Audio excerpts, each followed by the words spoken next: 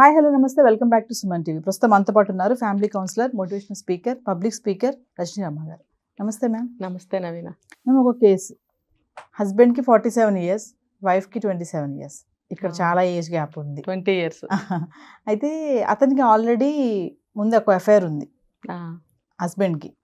ఈమెకు తెలిసింది అంటే ఈమె కాల్ హిస్టరీ చూడడం, చాలా మంది వైఫ్స్ కి అలవాటు ఉంటుంది కదా, అంటే అనుమానించే వైఫ్స్ కి కాల్ హిస్టరీ చూస్తారు, మొబైల్ చూస్తూ ఉంటారు. అయితే అతను చూసింది, దొరికిపోయాడు, అడిగింది. ఆల్రెడీ తను వీడియో కాల్స్ చేయడము, మాట్లాడడం ఇవన్నీ చేస్తున్నాడు తనతోటి, ఆమెతోటి. అడిగింది ఎవరంటే నాకు తెలియదు, ఆన్సర్ అయితే అది నాకు తెలియదు. చాలా వాకప్ చేసింది వైఫ్. ఏంటంటే తెలిసింది ఆ అమ్మాయి ఇతను ఊరు అమ్మాయి అని చెప్పేసి. సో రిలేషన్ లో ఉన్నారు వీళ్ళు, బిఫోర్ మ్యారేజ్ కాంటాక్ట్ ఉంది. ఇప్పుడు నేను ఏం చేయాలి మేడం, నాకు ఏం చేయాలో అర్థం కావట్లేదు. నేను తీసుకోవాల్సినటువంటి పాత్ ఏంటి అసలు? ఇప్పుడు నేను అన్ని తెలిసిపోయాయి, కలిసే ఉండనా, మరి ఏం చేయను అంటే ఏం చెప్తారు? అంటే అతనికి సెకండ్ మ్యారేజ్ కదా. సెకండ్ మ్యారేజ్ చేసుకున్నప్పుడు అసలు అంత చిన్న అమ్మాయిని ఎందుకు చేసుకోవాల్సి వచ్చిందో నాకు తెలియదు. మనకి ప్రస్తుతం మనకున్న డాటా ప్రకారం అమ్మాయిలు తక్కువ ఉన్నారని కదా. అటువంటి సిచ్యువేషన్లో అంత చిన్న అమ్మాయిని ఎక్కడ దొరకబట్టి పెళ్లి చేసుకున్నాడు అనేది తెలియదు. వీళ్ళు కూడా అసలు ఆలోచించుకోవాలి ముందుగానే. ఇంత 20 years గ్యాప్తో చేసుకుంటే మనకి ఎలా ఉంటుంది లైఫ్ అనేది అర్థం చేసుకోవాలి. ఇంకొకటి ఏంటంటే ఆ ఏజ్ ఉన్న మగవాళ్ళకి చాలా రకాల అలవాట్లు ఉంటాయి.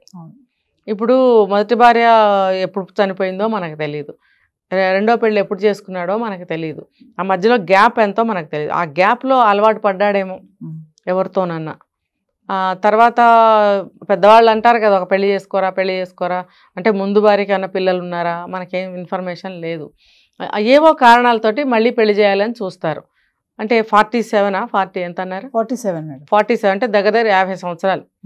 మరి నెక్స్ట్ లైఫ్ అనేది అతనికి తోడు నీడ ఉండాలి. పిల్లలు ఉంటే వాళ్ళకి పెళ్ళిడికి వస్తే కావాలి కదా తోడు, పెళ్ళిళ్ళు చేయడానికి కానీ ఇంట్లో ఒక ఆడపిల్లకి గైడెన్స్ ఇవ్వడానికి ఒక తల్లి కావాలి కదా అని బలవంతం చేసి పెళ్ళిళ్ళు చేస్తారు. ఇష్టం లేకపోయినా పెద్దవాళ్ళ కోసం పెళ్ళిళ్ళు చేస్తారు. చేసినప్పుడు ఇతను ఇంత చిన్న అమ్మాయిని సెలెక్ట్ చేసుకోకుండా ఉండాలి. ఇంత చిన్న అమ్మాయిని పెళ్లి చేసుకోవడానికి రీజనింగ్స్ ఉండుంటాయి. ఏంటనంటే ఆ అమ్మాయి ఫ్యామిలీ పూర్ ఫ్యామిలీ అయి ఉండొచ్చు, లేదా ఆ అమ్మాయికి ఏదన్నా కొంచెం ఏమంటారు హెల్త్ ఇష్యూస్ అని కూడా చెప్పాను, ఏదైనా కాలు చేయి వంకర ఉండొచ్చు, సంబంధాలు రాకపోయి ఉండొచ్చు. ఆ కారణంతో కొంచెం పెద్దవాడు అయితే అయ్యిందే, కాస్త ఆస్తిపాస్తులు ఉన్నాయేమో, లేకపోతే మంచి జాబ్ ఉందేమో, నీ లైఫ్ బాగుంటుందమ్మా అని కాంప్రమైజ్ చేసి పెళ్లి చేసి ఉండొచ్చు. రీజనింగ్స్ మనకు తెలియవు. సరే ఏ కారణమైనా కానీ పెళ్ళి అనేది చేశారు. చేసినప్పుడు అతనికి ఇందాక మనం అనుకున్నప్పుడు ఈ పెళ్ళికి ముందు మొదటి భార్య వెళ్ళిపోయిన ఆ గ్యాప్లో ఎవరితోనైనా పరిచయాలు ఏర్పడి అది అలవాటు మానుకోలేకపోతున్నాడేమో ఇప్పుడు కూడా పెళ్ళి అయిన తర్వాత. మరి అలాంటప్పుడు ఈ చిన్న అమ్మాయిని పెళ్లి చేసుకుని ఈ అమ్మాయిని బాధ పెట్టడం అవసరమా? ఈ అమ్మాయి ఏదో ఒక ఏమంటారు తన నిస్సహాయ పరిస్థితుల్లో నిన్ను పెళ్లి చేసుకుని ఉండొచ్చు గాక, అంటే ఆ వీక్నెస్ని అడ్వాంటేజ్ తీసుకుని నువ్వు ఇంకా ఆ సంబంధాన్ని కొనసాగిస్తున్నావా?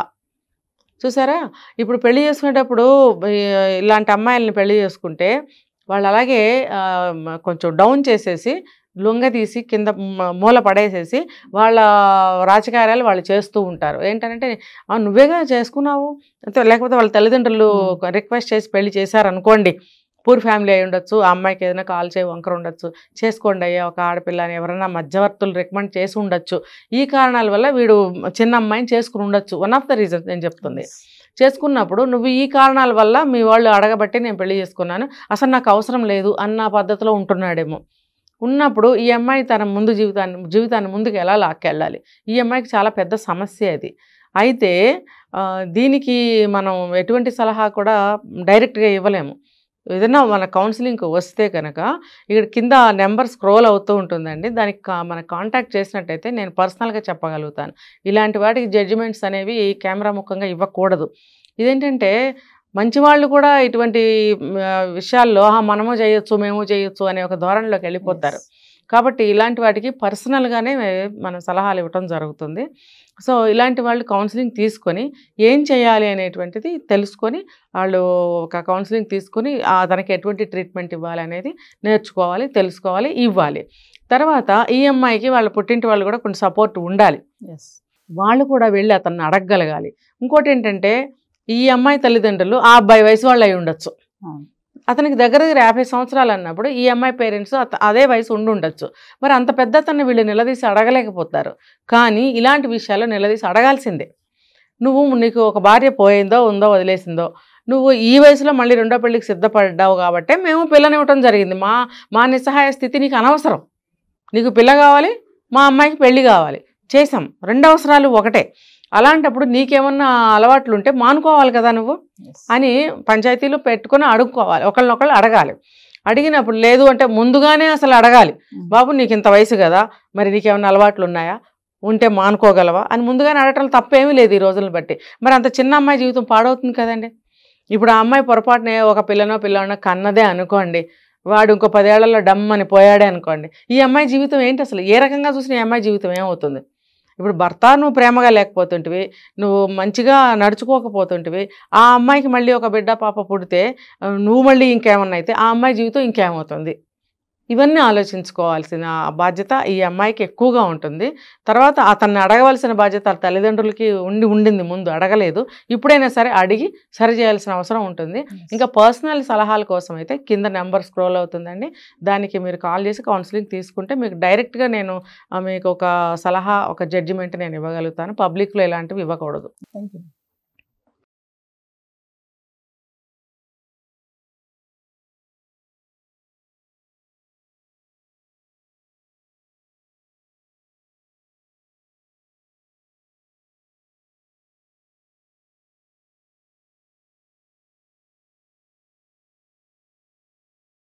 సుమన్ టీవీలో మీ పర్సనల్ అండ్ బిజినెస్ ప్రమోషన్స్ కోసం కింది నెంబర్కి కాంటాక్ట్ చేయండి.